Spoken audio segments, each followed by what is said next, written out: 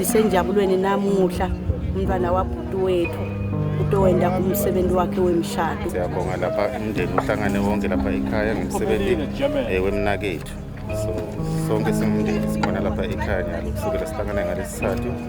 Ngiva nje happy lokhu nganasilinganiso ngoba bende likhaya lagogo labukeka labalihle. Siyacala ukubona lokhu namuhla. Kusenda nje nathi sijabule kakhulu nje sijabule kakhulu. Umama ka Thandeka Nyoka udadewabo kaBaba wakhe omncane. Ngakho ke siyabonga.